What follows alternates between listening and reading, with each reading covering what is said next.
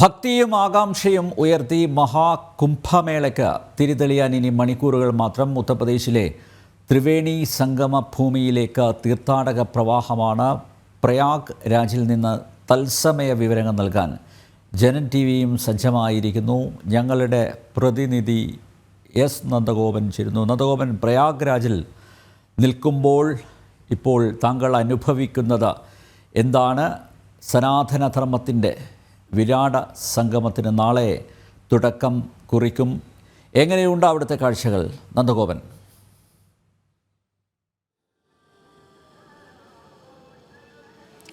അനിൽ നമ്പ്യാർ, ഏറ്റവും വലിയ സാംസ്കാരിക ആധ്യാത്മിക സംഗമത്തിനാണ് ഉത്തർപ്രദേശിലെ പ്രയാഗ് രാജ് വേദിയാകാൻ പോകുന്നത്. ഏറ്റവും വലിയ മനുഷ്യ മഹാസംഗമത്തിനാണ് പ്രയാഗ് രാജ് വേദിയാകാൻ പോകുന്നത്.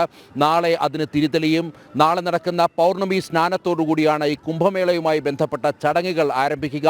മൊത്തം 45 ദിവസം നീണ്ടു നിൽക്കുന്ന തീർത്ഥാടന കാലഘട്ടമാണ് നാളെ മുതൽ മഹാശിവരാത്രി വരെ, ഫെബ്രുവരി 26 വരെ നീണ്ടു നിൽക്കുന്ന 45 ദിവസം നീണ്ടു നിൽക്കുന്ന വലിയ ഒരു തീർത്ഥാടന സംഗമത്തിനാണ് ത്രിവേണി സംഗമം പ്രയാഗ് രാജ് വേദിയാകാൻ പോകുന്നത്.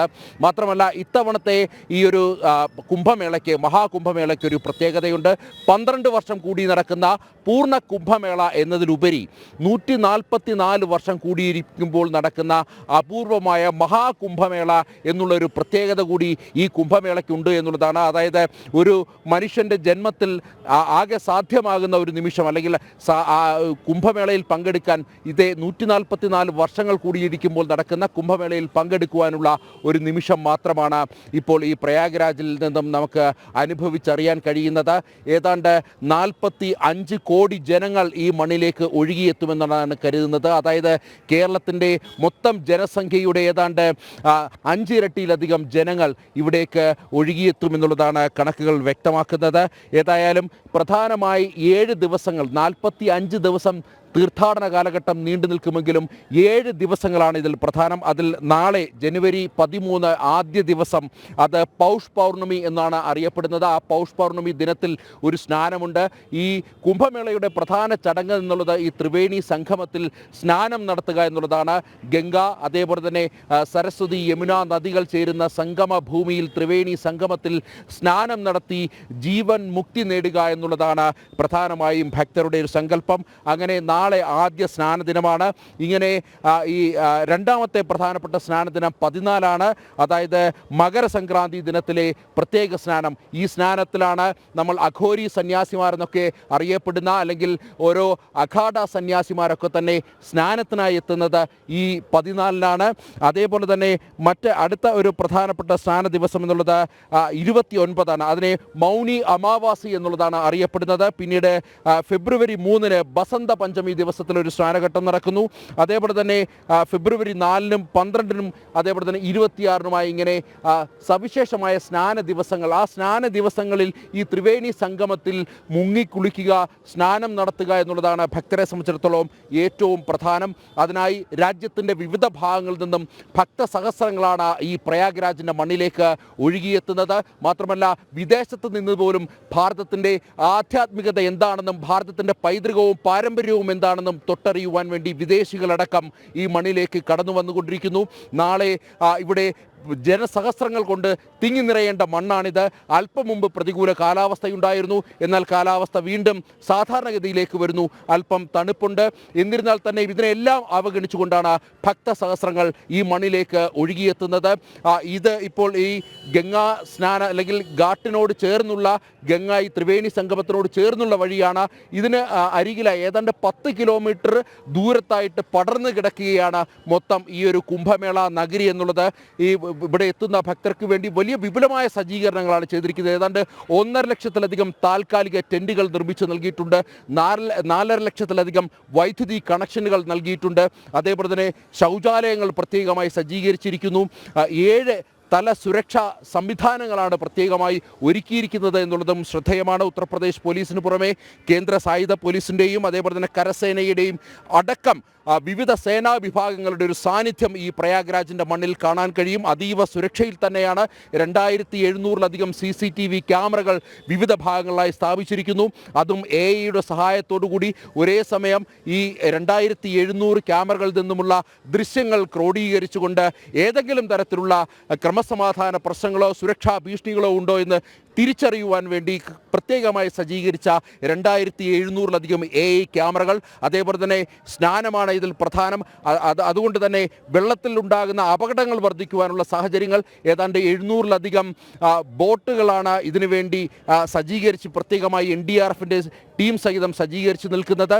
അതേപോലെ തന്നെ വെള്ളത്തിനടിയിലേക്ക് 100 മീറ്റർ വരെ താഴ്ന്ന് പോയി അതുമായി ബന്ധപ്പെട്ട കാര്യങ്ങൾ പരിശോധിക്കുവാൻ വേണ്ടിയുള്ള ഡ്രോൺ സംവിധാനം, 120 മീറ്റർ ഉയർന്ന് പറന്ന് അന്തരീക്ഷം മുഴുവൻ നിരീക്ഷിക്കുവാൻ വേണ്ടിയുള്ള പ്രത്യേക ഡ്രോൺ സംവിധാനം, അതേപോലെ തന്നെ ആൻറ്റി ഡ്രോൺ സിസ്റ്റം അടക്കം സ്ഥാപിച്ചുകൊണ്ട് സുരക്ഷയിൽ വളരെ കൃത്യമായ ഇടപെടലാണ് സേനാ വിഭാഗങ്ങൾ ഓരോന്നായി നടത്തിക്കൊണ്ടിരിക്കുന്നത്.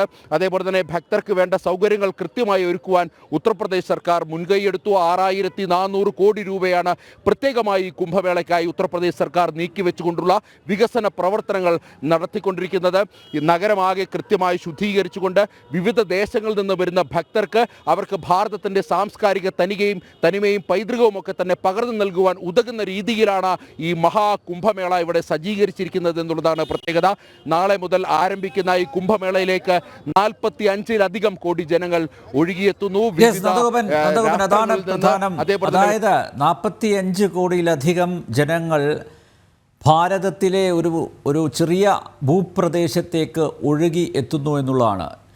ഇന്ത്യയിലെ വിവിധ സംസ്ഥാനങ്ങളിൽ നിന്ന് മാത്രമല്ല, ഇന്ത്യക്ക് പുറത്ത് നിന്ന് വിദേശങ്ങളിൽ നിന്ന് പോലും ഭാരതത്തിൻ്റെ സംസ്കൃതി, ഭാരതത്തിൻ്റെ ആ പ്രോജ്വലമായ ആ സനാതന ധർമ്മത്തിൻ്റെ ആ ഒരു ഭംഗി ഒക്കെ ആസ്വദിക്കാനായി വിദേശത്ത് നിന്ന് പോലും ആളുകൾ ഇങ്ങോട്ടേക്ക് ഒഴുകിയെത്തുന്നുണ്ട്. നന്ദഗോപൻ, ഇവിടെ ഏറ്റവും ശ്രദ്ധിക്കേണ്ടത് 45 കോടി ജനങ്ങൾ ഒഴുകിയെത്തുന്ന ഒരിടത്ത് കുറ്റമറ്റ സംവിധാനം ഒരുക്കുക, ഒരു പ്രശ്നവും ഇല്ലാതെ എല്ലാം അവിടെ വരുന്ന തീർത്ഥാടകരുടെ അവരുടെ ഹൃദയം തൊട്ടറിഞ്ഞുകൊണ്ട് അവർക്ക് എല്ലാ തരത്തിലും ആത്മശാന്തി ലഭിക്കുന്നതോടൊപ്പം അവരെ പുളകിതരാക്കുന്ന രീതിയിലുള്ള എല്ലാ സംവിധാനങ്ങളും ഒരുക്കുക എന്ന് പറയുന്നത് ഏറ്റവും വലിയൊരു ദൗത്യമാണ്. ഇതെങ്ങനെ സാധിച്ചെടുത്തു?